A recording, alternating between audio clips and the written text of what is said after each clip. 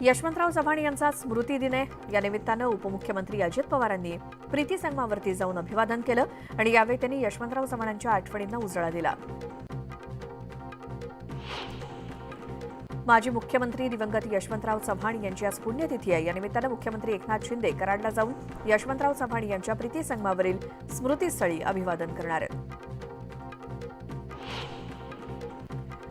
संजय राऊत स्वतःच एक पनौती असून त्या पनौतीमुळेच शिवसेना फुटली अशा शब्दात खासदार प्रतापराव जाधव यांनी राऊतांवरती टीका केली।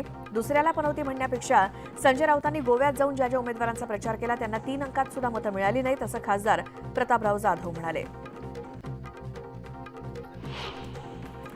बुलढाण्याचे आमदार संजय गायकवाड यांच्यावरती अटकेची टांगती तलवार आहे। 2012 मध्ये 2 गटात झालेल्या वादाप्रकरणी संजय गायकवाड यांच्यासह दोन्ही गटातील 17 जणांवरती गुन्हे दाखल करण्यात आले होते। मात्र तारखेवर आरोपी गैरहजर राहिल्यानं कोर्टानं त्यांच्या विरोधात अटक वॉरंट काढलं होतं। त्यामुळे आमदार संजय गायकवाड यांना कधीही अटक होऊ शकते।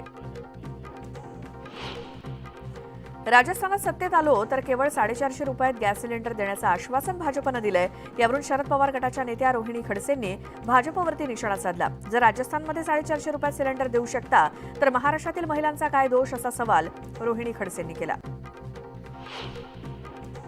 खिचडी वाटपात झालेल्या कथित गैरव्यवहार प्रकरणाची आर्थिक गुन्हे शाखेकडून प्राथमिक चौकशी सुरू आहे आणि या प्रकरणी ठाकरे गटाचे आमदार आदित्य ठाकरे यांचे निकटवर्तीय सूरज चव्हाण यांच्यासह अमोल कीर्तीकर यांना आर्थिक गुन्हे शाखेनं समन्स बजावलं।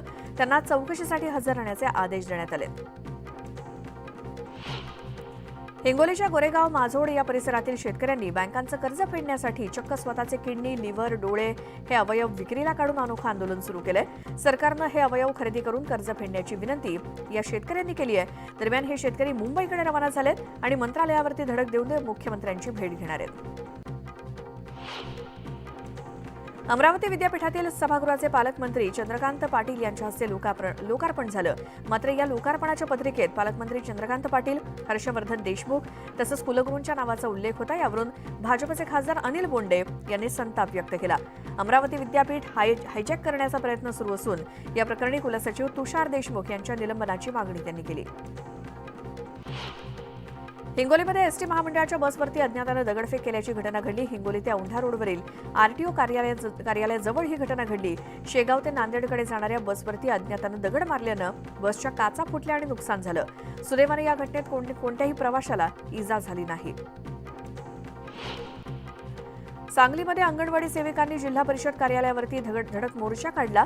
अंगणवाडी सेविकांना 26,000 आणि मदतनीसांना 22,000 रुपये मानधन द्यावं यासोबतच विविध मागण्यांसाठी हे आंदोलन करण्यात आलं। संतप्त अंगणवाडी सेविकांनी जिल्हा परिषद कार्यालयासमोर ठिय्या मांडत जोरदार थाळीनाद करत घोषणाबाजी केली।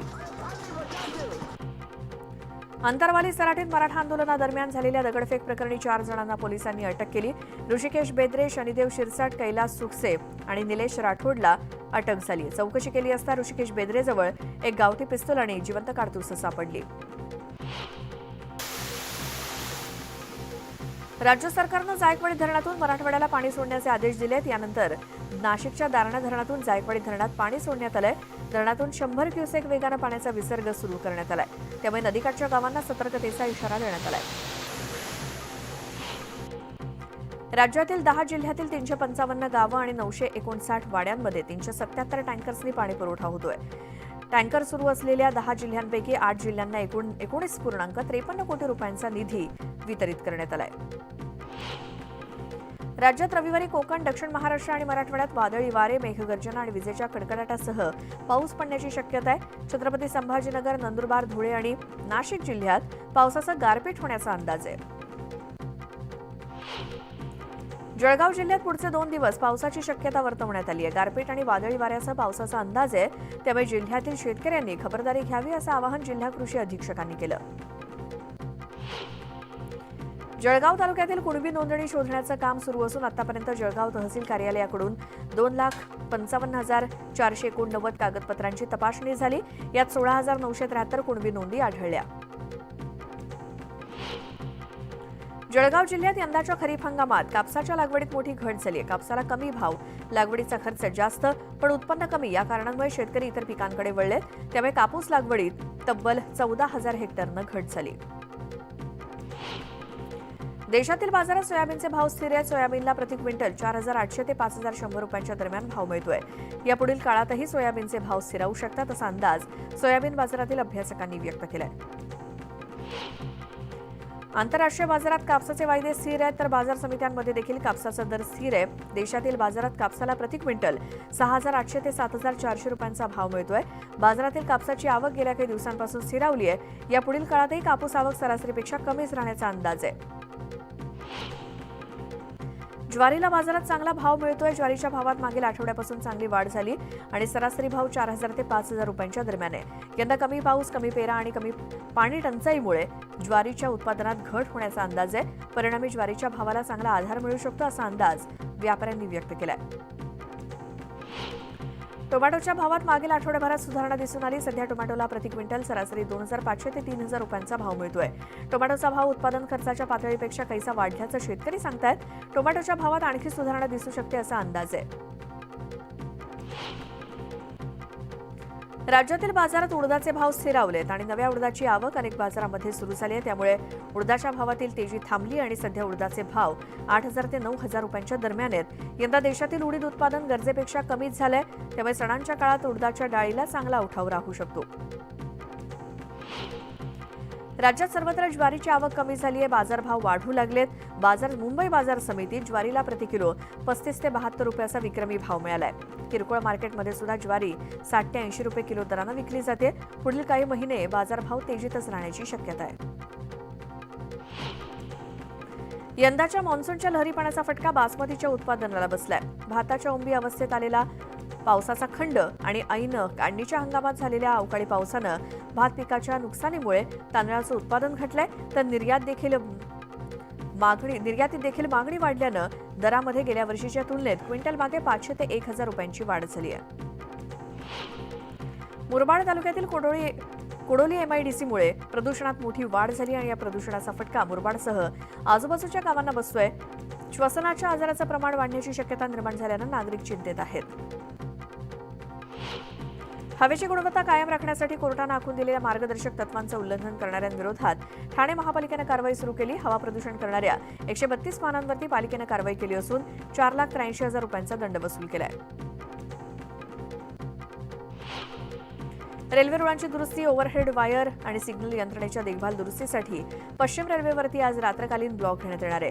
तर मध्य रेल्वेवर रविवारी दिवसकालीन ब्लॉक असेल. पश्चिम रेल्वेवर रविवारी दिवसकालीन ब्लॉक नसल्यामुळे प्रवाशांना मोठा दिलासा मिळालाय.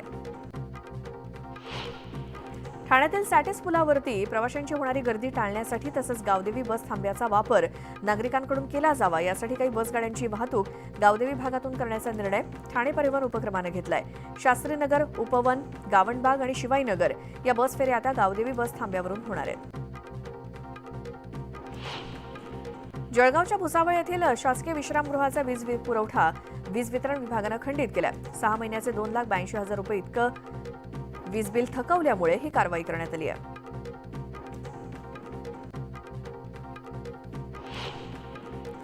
तुळजापुरात तोतया नायब तहसीलदार बनून व्यापारी आणि पुजाऱ्यांना गंडवण्यात आल्याचा प्रकार समोर आला. तुळजाभवानी देवीच्या महापूजेसाठी निधी लागणार असल्याचे सांगत त्यानं पैसे उकळले.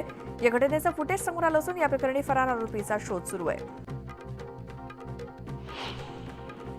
निगडी अमरधाम स्मशानभूमीतील दफनभूमीमध्ये मोठ्या प्रमाणात गवत आणि काटेरी झाडं आहेत. त्यामुळे दफनविधीसाठी येणाऱ्या नागरिकांना मोठ्या अडचणींचा सामना करावा लागतोय.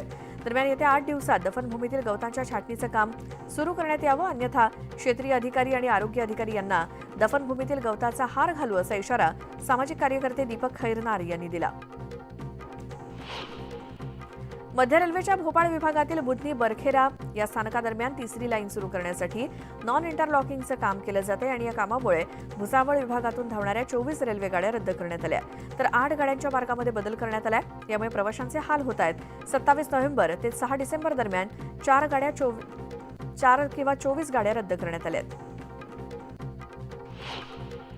कार्तिक एकादशीनंतर तुळशी विवाहाला सुरुवात होते. त्यानुसार मावळ तालुक्यातील ग्रामीण भागात तुळशी विवाहाला सुरुवात झाली. परिसरात आकर्षक विद्युत रोषणाई करण्यात आली. पंढरपुरात कार्तिक एकादशीचा सोहळा संपन्न झाला. कार्तिकी यात्रा संपताच शहर स्वच्छता मोहिमेच्या कामाला वेग आलाय. 2 दिवसात संपूर्ण शहर स्वच्छ करण्याचा प्रयत्न असून स्वच्छतेसाठी 1300 कर्मचाऱ्यांची नियुक्ती करण्यात आल्याची माहिती मुख्याधिकारी डॉ. प्रशांत जाधव यांनी दिली. मराठवाड्यासाठी पाणी सोडण्याचे आदेश दिल्यानं आता 8.6 टीएमसी पाणी मिळेल अशी खात्री निर्माण झाली आहे. त्यामुळे नागरिकांनी मराठवाडा गोदावरी पाटबंधारे कार्यालयासमोर फटाके फोडत आनंद साजरा केला.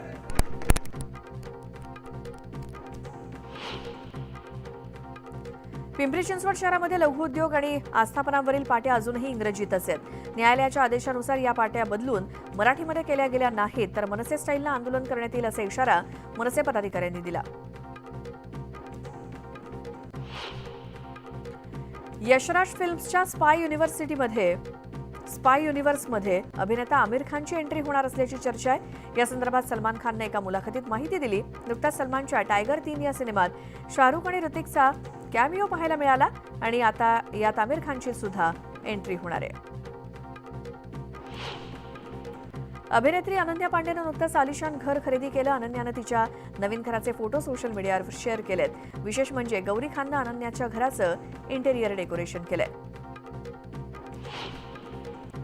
जिओ स्टुडिओज प्रस्तुत आणि ज्योती देशपांडे निर्मित 1, 2, 3, 4 या सिनेमाचा टीझर नुकताच प्रदर्शित झाला. या सिनेमात वैदेही परशुरामी आणि निपुण धर्माधिकारी मुख्य भूमिकेत दिसणार आहेत. पुढील वर्षी 5 जानेवारीला सिनेमा सर्व चित्रपटगृहात प्रदर्शित होईल.